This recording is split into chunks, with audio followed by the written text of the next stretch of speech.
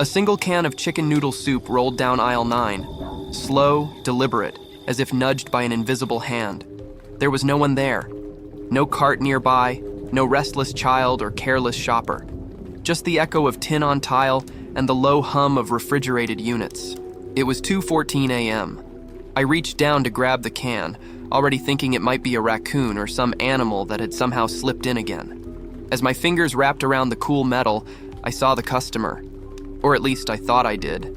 He stood 20 feet away at the far end of the aisle, hoodie up, casting his face in shadow.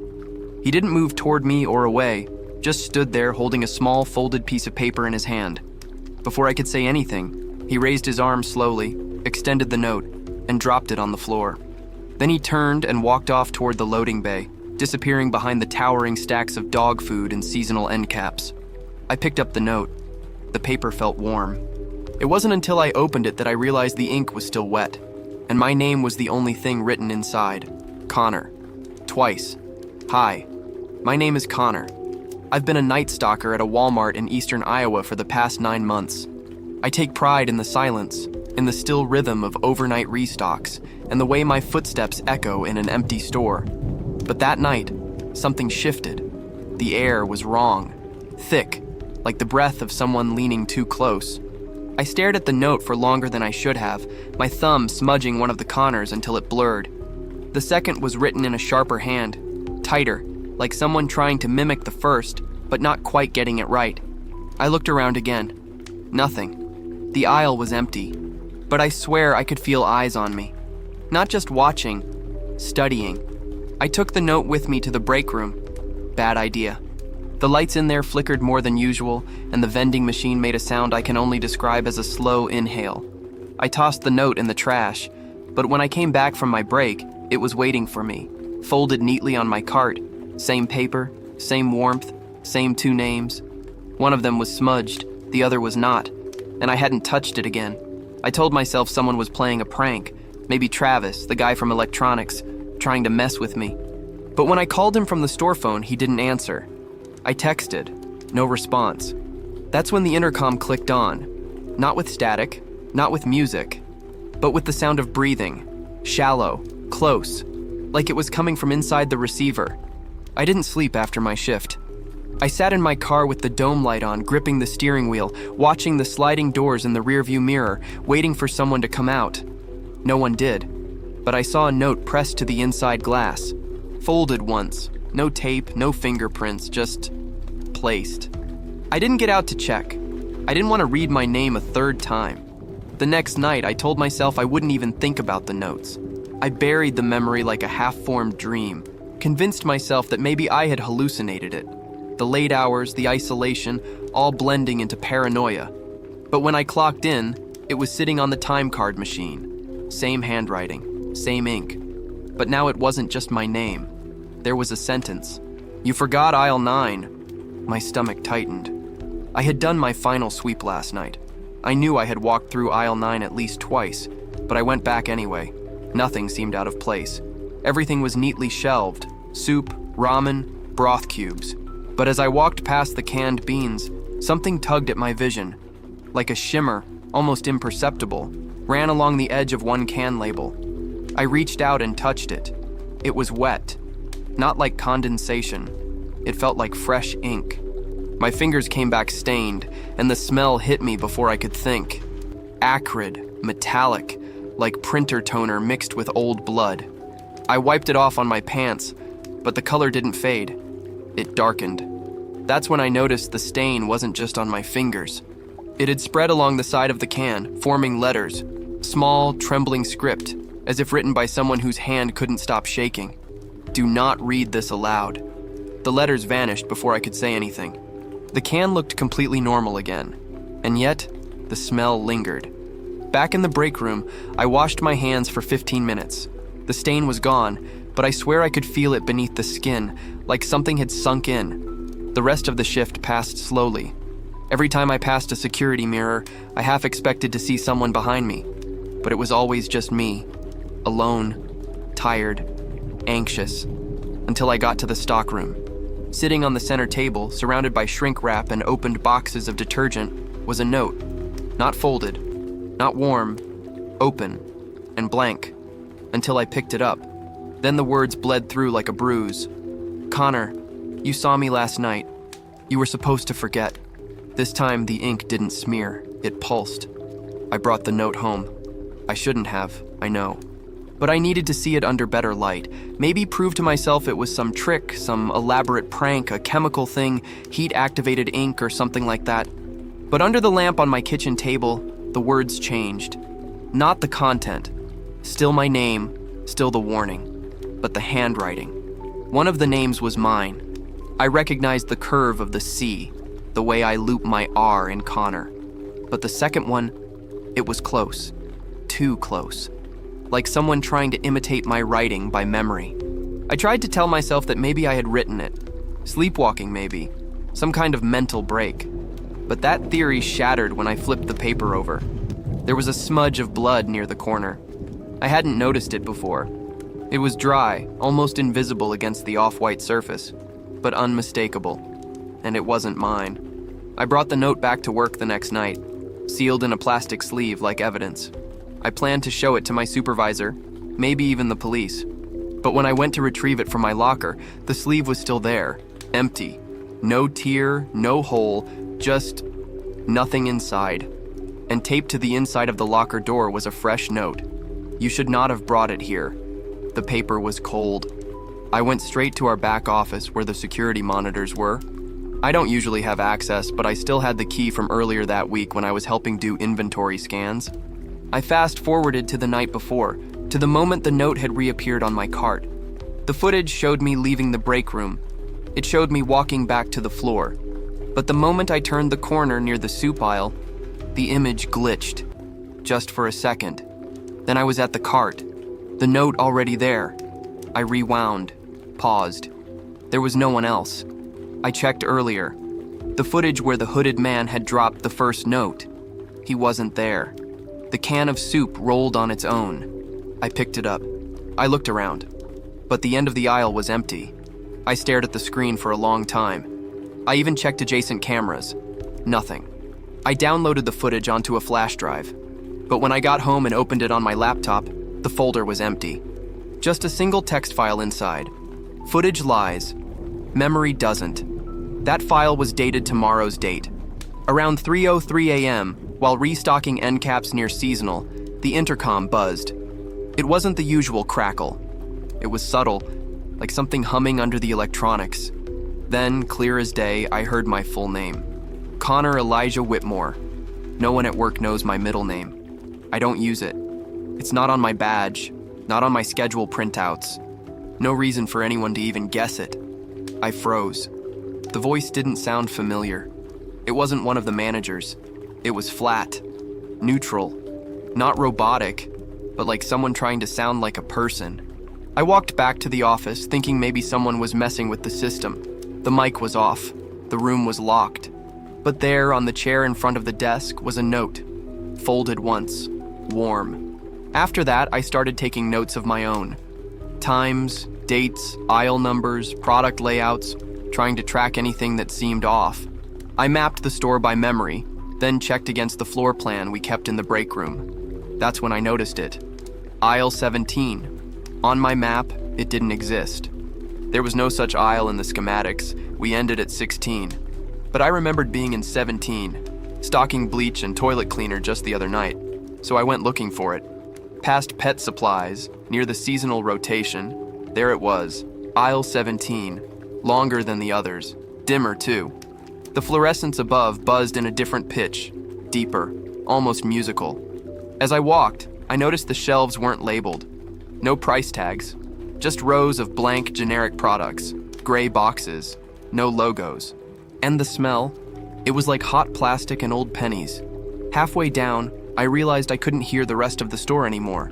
No compressors, no carts, no footsteps, just my breathing, and a soft ticking, like a clock buried under the floor. I backed out slowly. The aisle wasn't there the next night. I started noticing things on the packaging. Smiling families on cereal boxes would seem to look past me when I walked by. The frozen food bags had shapes in the frost, too symmetrical to be accidents. And then there were the jars. One night, while lining up a row of pasta sauce, I noticed the label looked warped, like the print had melted slightly. I tilted it in the light. There was a face behind the label, faint, pressed against the glass from the inside, mouth open, eyes wide. The face moved, only slightly, like the twitch of an eyelid. I dropped the jar. It shattered, red sauce spilling everywhere. But when I looked again, there was no face, just marinara, just glass, but the label was blank.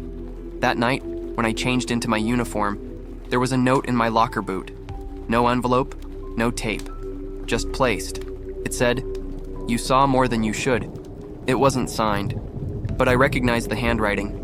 And the locker next to mine, Travis's, was slightly ajar. I peeked inside.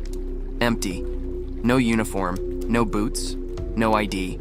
I hadn't seen Travis all week. The garden center lights had always flickered.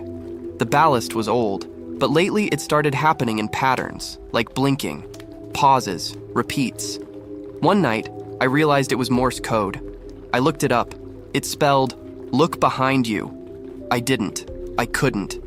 Every night around 3:12 a.m., the break room clock froze. Not visibly. It still ticked. But I'd check my phone an hour later. Still 3:12. And then suddenly, it would jump to 4:26. Every night. Once, I stared at the clock for what felt like 10 minutes, and my phone said 23 had passed. I asked a coworker about it once. The only answer he gave was, "We don't look at the clock after 3. I stopped asking. I don't know what made me do it. Maybe I was tired. Maybe I wanted to prove to myself it was all in my head. But sometime around 2:45 a.m., alone in aisle 12, I whispered one of the phrases from the note out loud. "You were supposed to forget." The second the words left my mouth, the temperature dropped. It wasn't subtle. One moment the air was still, dry. The next it felt like I had stepped into a walk-in freezer. My breath fogged. The overhead lights dimmed to a dull, almost green hue. The humming of the coolers around me stopped. Everything became too quiet. Then I heard it. My voice. Not echoing. Not playback. Repeating the phrase back to me. "You were supposed to forget." It came from the far end of the aisle. Same tone. Same pace. Same inflection. But not me. I stepped backward, knocking over a stack of laundry detergent bottles. One cracked open, the smell sharp and chemical. The voice repeated the phrase again. Closer now. I ran. I didn't check the aisle. I didn't try to reason it out. I sprinted to the stockroom, heart pounding, lungs on fire, and there, waiting on my cart, was a note. Not folded. Written directly on the surface of the plastic bin in thick black marker. "You spoke. Now we know your voice." I didn't clean it. I covered it with a pallet of dog food and left it there. The next night, it was gone. But a new phrase was scrawled across the break room whiteboard, in the same thick black marker. "We are learning." I started noticing something else. Every time I checked the time clock logs, the ones printed at the end of each week, no one had clocked out after 2 a.m. Not just a few people. No one. Not me. Not Travis. Not the cleaning crew. Even when I knew I left later, even when my shift ended at 4 or 5, the system always showed me clocking out at exactly 1:58, 1:59, sometimes 2 sharp. I brought it up to Daryl, one of the assistant managers. He gave me this weird look, like I'd said something offensive. "We don't process past 2, he said. "System bug. Been that way since before I started." But he started 6 months ago. I've only been here 9. And I remember clocking out later than that. I've done inventory counts that ran past 3, cleaned spills at 4. I have texts from coworkers time-stamped at 3:15, 3:47, proof I was still in the building. But the logs, the official logs, always stop at 2. Always. I started asking around. People got uncomfortable. One guy, Jared from the dairy section, just shook his head when I brought it up. Then, a few minutes later, he came back and said, "Forget I said anything. You'll sleep better." I checked old footage. Again. Clock out times. Empty lobbies. But one clip stood out. Me walking toward the doors at 4:12 a.m., waving to someone off camera. But the timestamp read 1:59 a.m. And in the reflection on the glass, I wasn't waving. I was pointing at myself. I almost didn't pick it up.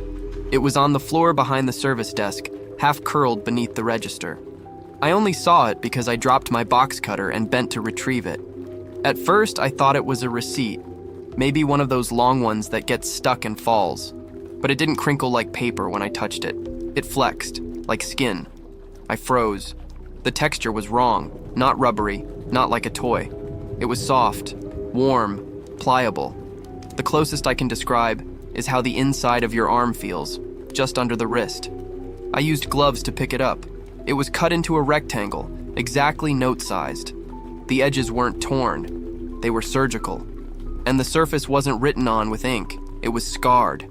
Like letters had been scratched in, then healed over, leaving raised patterns. Raised words. Do not remember us. I couldn't breathe. The longer I held it, the warmer it got. Not hot, just alive. I turned it over. There was a faint pattern on the back.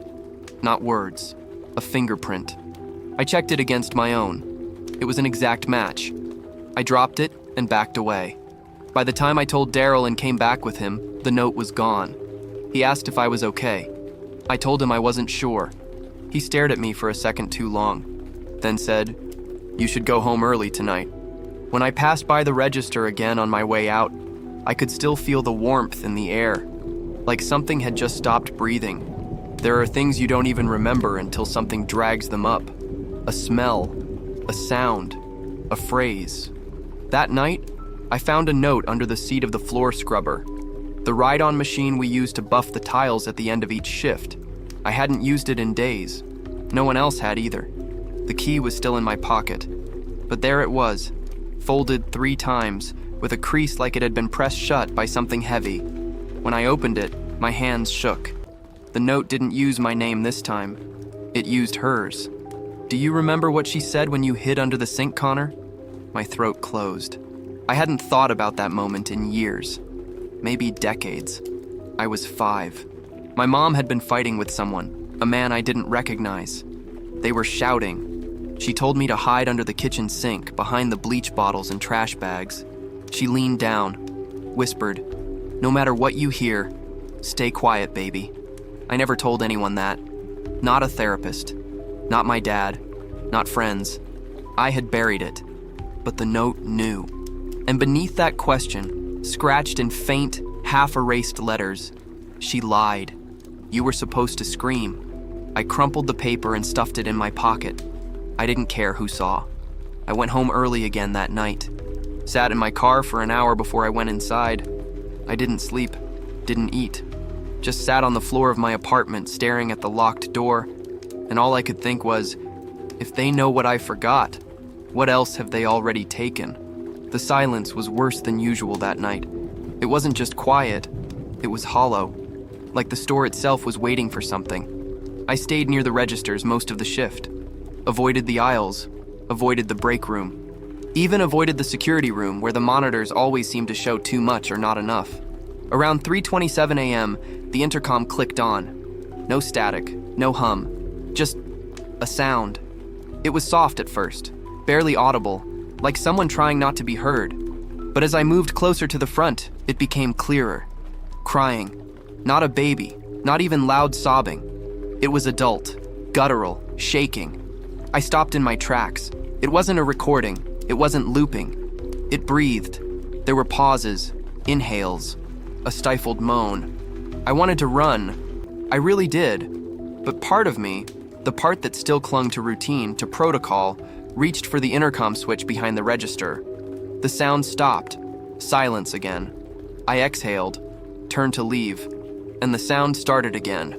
From inside the register, the drawer rattled, just slightly, like something was moving beneath the coins. I backed away, slow. Then the intercom voice returned. But this time it wasn't crying. It said one word, help, male voice. Not mine, not anyone I recognized. Desperate, tired, broken. I turned the intercom off completely, pulled the plug, killed the power to the front end. But the crying didn't stop. It echoed faintly through the building, from the ceiling, from the vents, from somewhere below the tiles, and somewhere in that sound, I heard my name. I decided to retrace everything. Start from aisle 1, walk the entire loop, count the end caps, confirm every section. I needed to feel like the layout still made sense, like the walls and shelves were where they belonged. But something happened when I reached aisle 9. I passed the soup display. The same Campbell's stacked pyramid, same chicken noodle at the edge. Walked to the other end, turned right. 3 aisles later, I passed soup again. Same pyramid, same can, tilted slightly. I blinked, looked back, and there it was, the aisle sign above me, 9. I must have looped without noticing.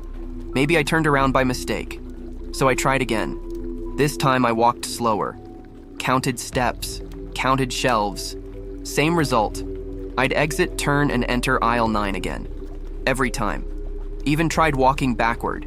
Different route. Through the electronics section. Around the pharmacy. But still, eventually, I'd end up in aisle 9. And each time, the can was a little further from the shelf. The 5th time, it was in the center of the aisle. The 7th, it was at my feet. And when I reached down to pick it up, like I had that first night, there was a note under it, folded, cold. Loop complete. Begin recall.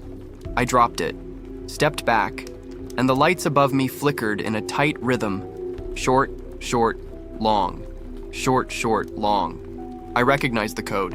It meant again. I ran out of the aisle, back to the front, and saw myself, on the security mirror near checkout, walking into aisle 9, not in real time, in loop. I went to the back room thinking maybe I could find some answers in the physical layout, something wrong with the structure, a pattern in the ceiling tiles or wiring that could explain the loops, the notes, the voices. It was quiet. Too quiet. The overhead bulbs buzzed low, casting everything in a yellow haze. I dragged over one of the tall, rolling ladders we used for high storage, climbed up slowly. I wanted to get a look at the panels above the detergent racks. The first few tiles were dusty, nothing unusual. Then I saw it. Scratches, faint but deliberate. I pulled the panel down. Underneath was concrete, and a name carved with what looked like a nail or key. Connor Whitmore. It wasn't written like a label or tag. It was etched with force. The letters weren't even. They cut deep in some places, shallow in others. The kind of writing done in panic, in pain. I checked the adjacent tile. Another name. Jared Reed. Then another. Travis Holland. Name after name. Dozens. Some I recognized. Some I didn't. Some hadn't worked there in months. Others never showed up on the employee board. One tile was blank. But as I stared, condensation formed along the concrete. And slowly, a new name appeared in the moisture. Connor. I backed down the ladder fast, almost tripping. And when I turned around, the rolling ladder was gone. Just gone. The break room clock said 3:12 a.m. Of course it did. It started with the cameras. I was reviewing footage again, out of desperation maybe, hoping to catch something solid, something explainable. And there he was. Frame 1, empty aisle. Frame 2, man standing, just there. No transition, no movement, no approach. One frame empty, the next filled. He wore a dark hoodie, same one from the first night, I think. But now I could see part of his face. Not all, but enough. His eyes were open, wide, and he didn't blink. Not once. I watched 4 different angles. In each, his posture changed, but the eyes never moved, never closed. Then I noticed something worse. When I clicked through frames manually, second by second, he moved when I wasn't looking at him. Not on camera, in the store. I would switch monitors, check another aisle, and when I came back, he'd be closer. One screen showed him in frozen foods, then canned goods, then cleaning supplies, all without a single moment of motion captured. Only his distance changed. I checked the store in real time, no one there, but the monitor still showed him pausing just behind the registers. I turned off the feed, unplugged the system. The screen went black, but just before it did, his eyes finally blinked. Once, slow, directed at me. I don't know when the memories started shifting. They weren't dreams. Dreams fade when you wake up. These settled in, like they'd always been there. I was brushing my teeth when it hit me. A memory of writing something. Late at night, fluorescent light above, pen shaking in my hand. A note, folded twice, dropped on tile. I felt it in my fingers. The weight of the paper, the rush of fear, the compulsion to warn someone. But no one was there. Just shelves, cold air, soup cans. I spat blood into the sink. My gums had started bleeding. I remembered another moment. A mirror. Not a store mirror. My mirror. In my apartment. A note taped to the glass. In my own handwriting. You have to forget. I don't remember putting it there, but the handwriting was mine, not imitated. Mine. It looked rushed, desperate. And beneath it, scribbled smaller, "Do not read the second line." But I had already read both. I sat on the floor for hours trying to piece it together. Who wrote the first note? Was it me? Was it always me? Had I looped before? Had I been the one in the hoodie? Was I the reason the names were on the ceiling? The next night at work, there was a note in the cereal aisle. One line only. "You are close now." It was in my handwriting, but I didn't write it. Unless I already had, unless I always would. I tried to destroy it. I don't even remember which note it was. They'd all started to blur together. But this one felt final, heavy. The ink was thick, like oil.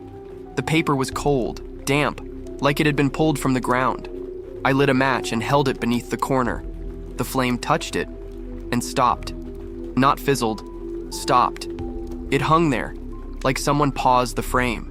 The flame sat frozen against the edge of the note, unmoving. I waved my hand through it. No heat, no light cast.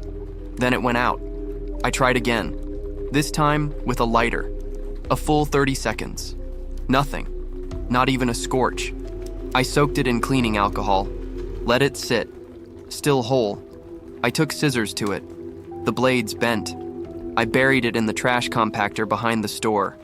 Locked the hatch. When I came back the next night, the note was on my locker door, taped with black electrical tape I'd never seen before. You understand now. Below it, in much smaller script, "You were always part of this." And underneath that, "You are the note." I opened my locker. Inside was a mirror. My own face stared back, eyes wide, hands trembling. And behind me, reflected just over my shoulder, a man in a hoodie, smiling, holding a note. I turned around, nothing there, but the mirror remained. And in the glass, my reflection held the note now.